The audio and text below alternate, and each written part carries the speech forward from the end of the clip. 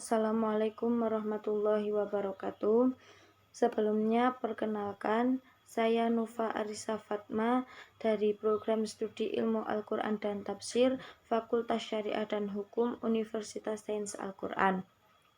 Saya di sini akan mempresentasikan makul tafsir akidah dengan tema tafsir tentang iman yang diampu oleh Bapak Dr. Muhammad Ali Mustafa Kamal AH STHI MSI. Yang pertama, saya akan menjelaskan tentang pengertian iman secara bahasa dan istilah. Secara bahasa, iman adalah percaya, setia, melindungi, dan menempatkan suatu di tempat yang aman terkait dengan akidahnya. Yang dimaksud adalah iman yang bermakna pembenaran terhadap suatu hal, yaitu pembenaran yang hakikatnya tidak dipaksakan oleh siapapun, karena iman terletak dalam hati yang bisa dikenali dan dipahami secara pribadi. Maka seseorang tidak dapat mengetahui hakikat keimanan orang lainnya, apalagi memaksanya. Sedangkan iman secara istilah adalah pembenaran terhadap ajaran Nabi Muhammad SAW, yakni berimankan kepada Allah Subhanahu wa Ta'ala, kepada para malaikat, para nabi, para rasul, hari kiamat, qadha dan qadarnya Allah. Yang berikutnya yaitu pengertian iman menurut para ulama. Menurut para ulama dunia, iman diartikan berbagai macam-macam. Di antaranya yaitu menurut Ahlus Sunnah wal Jamaah, iman adalah ikrar dalam hati, diucapkan dengan lisan dan diamalkan dengan perbuatan atau anggota badan. Yang kedua, menurut Syekh Ibnu Utsaimin, iman yaitu pengakuan yang melahirkan sikap menerima dan tunduk.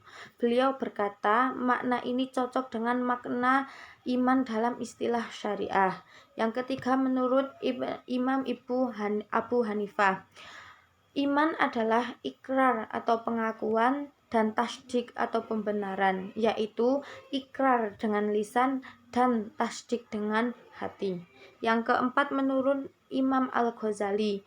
Imam Al-Ghazali berpendapat bahwa iman adalah cahaya yang diberikan Allah kepada hambanya sebagai anugerah dan hadiah dari sisinya, yaitu hidayah yang merupakan hak dari Allah Subhanahu wa Ta'ala yang diberikan kepada yang dikehendakinya.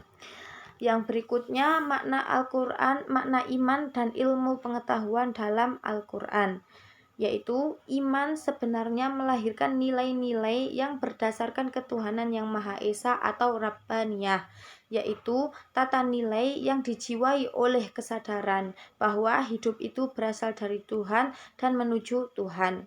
Sesungguhnya kita berasal dari Tuhan dan kita akan kembali kepadanya. Maka Tuhan adalah Sangkaparan Dumadi, yaitu asal dan tujuan hidup seluruh makhluk hidup di dunia.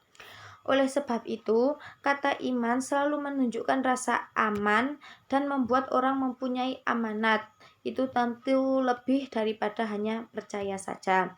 Dalam realita kehidupan sehari-hari, iman manusia berarti harus selalu memperjuangkan atau berjuang untuk hidup sejalan dengan bisikan suci hati nurani bersifat cahaya, jadi suci dan baik, dan hanya dikehendaki kesuciannya dan kebaikannya saja. Yang selanjutnya, iman dan ilmu pengetahuan yang sejalan atau bertentangan. Memang kadang ilmu pengetahuan dan iman dan ilmu pengetahuan kadang bertentangan ataupun tidak sejalan dengan apa yang kita lakukan.